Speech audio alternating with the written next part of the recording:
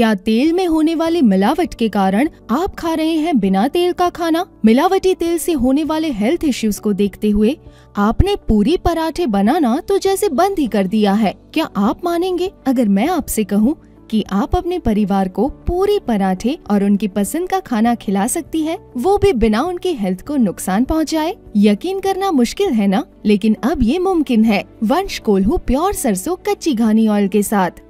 वंश कोल्हू सरसों का तेल किसी मशीन से नहीं बल्कि पुरानी तकनीकी में लकड़ी के कोल्हू से निकाला जाता है, जिससे इसके पोषक तत्व कम ना हो और इसमें कोई मिलावट भी नहीं है। ये है 100% शुद्ध सरसों का तेल।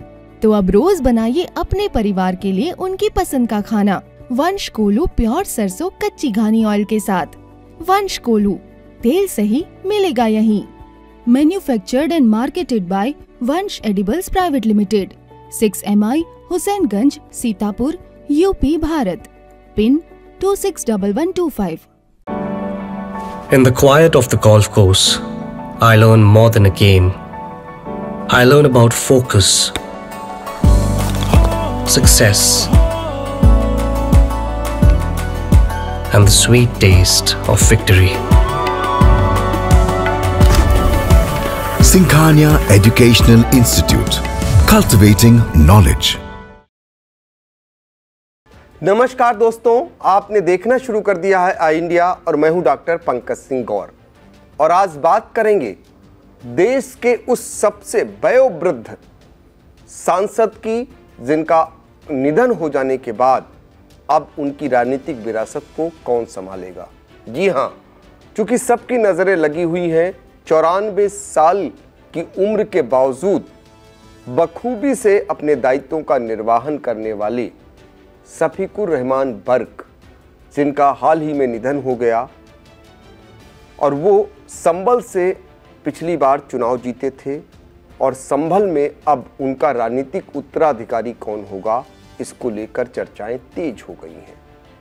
क्योंकि शफीकुर रहमान बर्क को लेकर पार्टी के अंदर भी तमाम विरोध के स्वर थे। उन्हीं के विधायक ये लगातार आरोप लगाते थे कि उनकी उम्र हो चुकी है, लेकिन फिर भी पार्टी के राष्ट्रीय अध्यक्ष अखिलेश यादव ने उनको टिकट दिया और इस बार भी उन्होंने उम्मीद की थी कि यदि चुनाव होगा तो ये सांसद कम से कम जीतकर जरूर आएगा।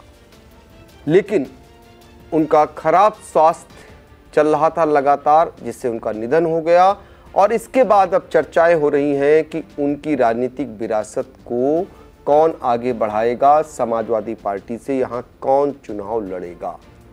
अगर संभल की बात करें तो संभल में वाकई में यहाँ पर शफीकुर रहमान बर्क जो 2019 में यहाँ सांसद चुने जाते हैं और इससे पहले वो बहुजन समाज पार्टी से यहाँ सांसद रह चुके हैं और इससे पहले ये चूँकि इसलिए बहुत ही प्रतिष्ठित लोकसभा क्षेत्र कहा जाएगा क्योंकि समाजवादी पार्टी के मुखिया मुलायम सिंह यादव यहाँ से चुनाव लड़ चुके हैं, यहाँ से यानी सांसद रह चुके हैं।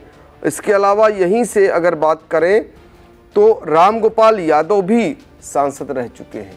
तो आप अंदाज़ा लगा सकते हैं ये कितनी प्रतिष्ठित लोकसभा क्षेत्र है। और शफीकुर रहमान बर्क यहाँ पर चुनाव पिछली मोदी लहर में वो जीते थे। हालांकि 2014 के चुनाव में सत्यपाल सिंह भारतीय जनता पार्टी के यहाँ पर चुनाव जीते थे, लेकिन 2019 में उन्होंने इसका बदला ले लिया और ये सीट को समाजवादी पार्टी की झोली में लाकर डाल दिया था।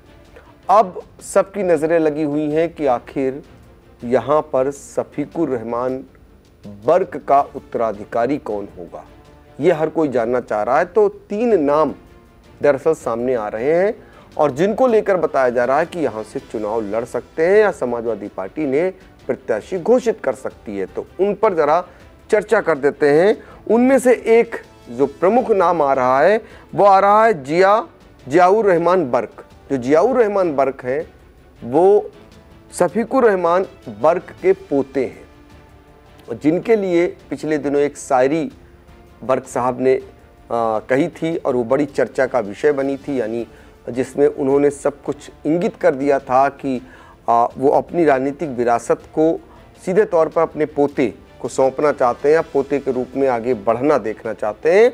तो उनका नाम बहुत तेजी से आगे माना जा रहा है, जियाउर रहमान बर्क का, जो पोते हैं उनके। और दूसरा नाम इकबाल महमूद का आ रहा है। इकबाल महमूद के बारे में आपको बताते हैं, दरअसल वो समाजवादी पार्टी के विधायक हैं और बर्क साहब के कट्टर प्रतिद्वंदी हैं।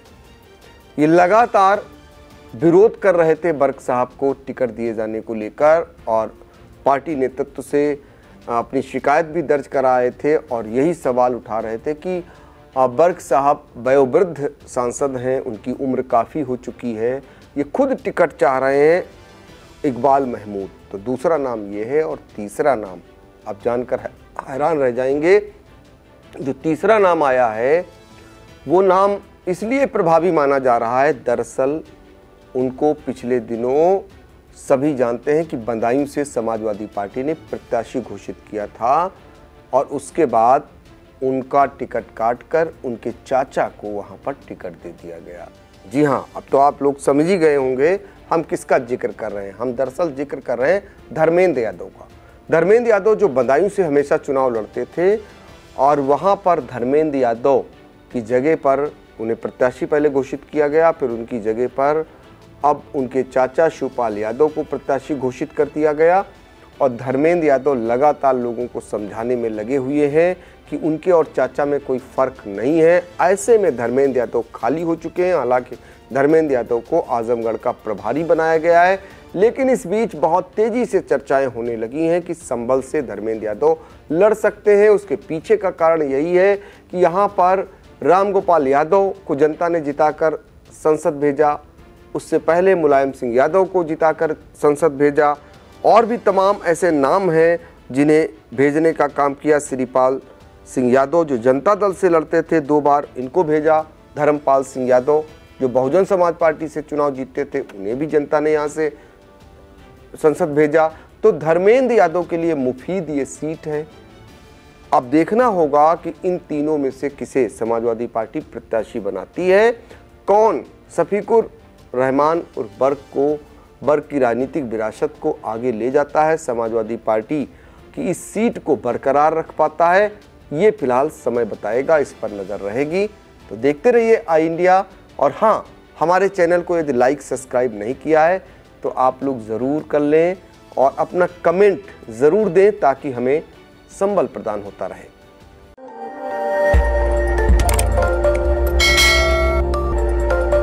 खबर आपकी, नजर हमारी।